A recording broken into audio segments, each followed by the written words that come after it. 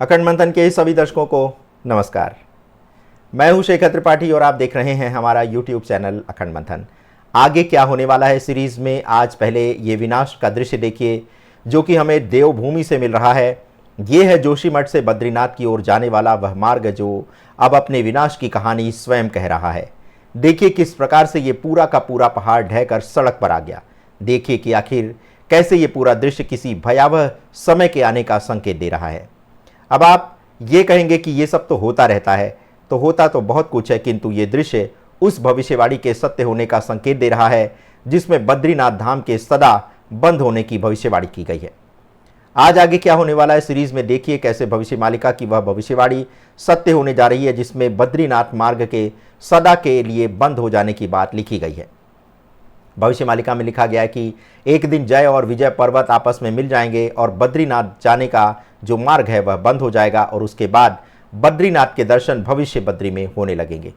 और ऐसी ही कुछ भविष्यवाणी स्कंद पुराण में भी की गई है जिसके बारे में हम अभी थोड़ी देर में आपको जानकारी देंगे। लेकिन सबसे पहले आपको दिखाते हैं बद्रीनाथ जाने वाले मार्ग में 2024 में कौन कौन सी आपदाएं अभी तक आ चुकी हैं और आगे इसका क्या परिणाम होने वाला है। 10 जुलाई को बद्रीनाथ नेशनल हाईवे पर गिरती चट्टानों का ये वीडियो सोशल मीडिया पर वायरल है।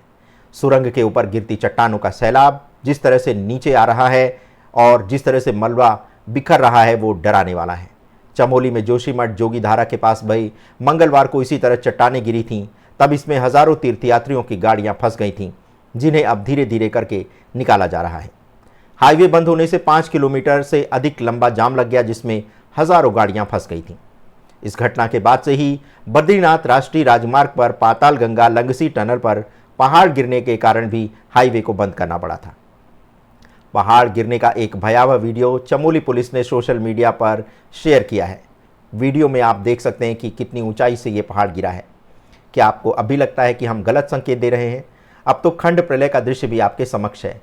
क्या अभी आपको संदेह है कि आने वाला समय सामान्य होगा? 2013 का वह दृश्य आपको याद ही होगा जब केदारनाथ में जल प्रलय आया था और यह घटना भी एकाएक हुई थी।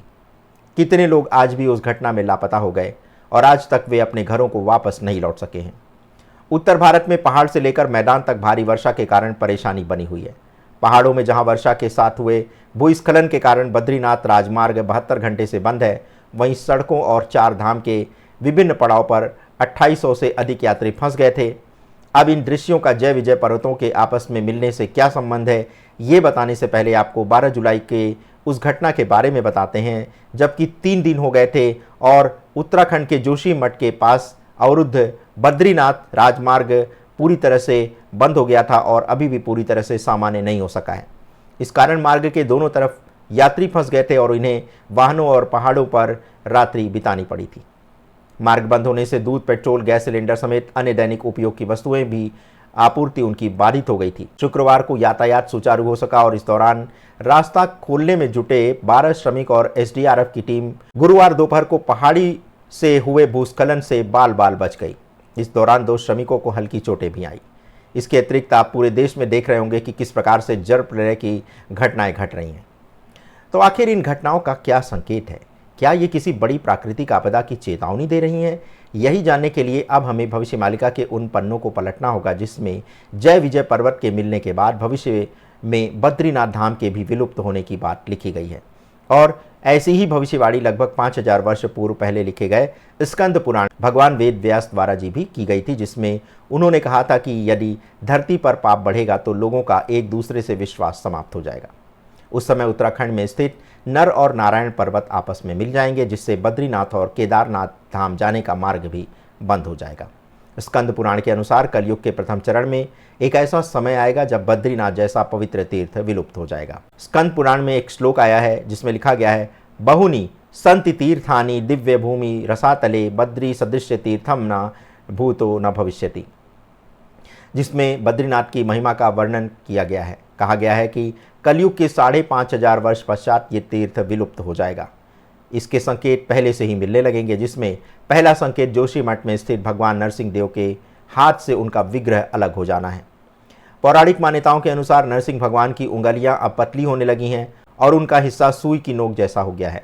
नरसिंह मंदिर के पुजारी संजय डिमरी के अनुसार अगर ये विग्रह का हाथ अलग हो जाता है तो बद्रीनाथ भगवान इस स्थान को छोड़कर 22 किलोमीटर दूर भविष्य बद्री में चले जाएंगे।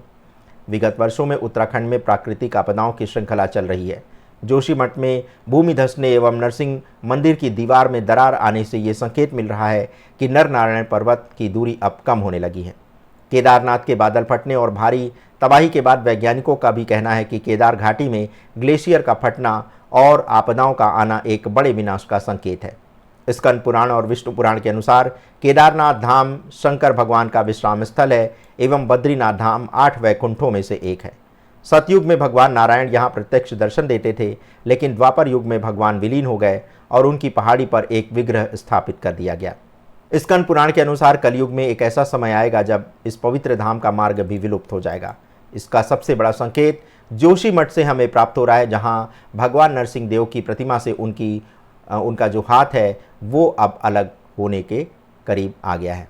बताया जा रहा है कि उनका हाथ कभी भी अलग भी हो सकता है और पौराणिक मान्यता के अनुसार ऐसा होते ही नर और नारायण पर्वत एक हो जाएंगे और इनकी बीच की जो दूरी है वो भी अब बहुत कम हो चुकी है।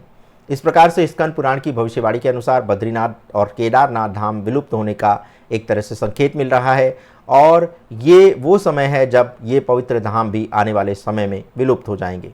तो ये था आज का हमारा वो एपिसोड जिसमें हमने आपको एक बार पुनः सतर्क किया है, सावधान किया है। वास्तविकता तो ये है कि इन वाणियों को भविष्यवाणी कहने के बजाय सतर्कवाणी कहा जाए तो अधिक उपयुक्त होगा, क्योंकि ये घटनाएं हमें आने वाले समय को लेकर के सतर्क ही तो कर रही हैं।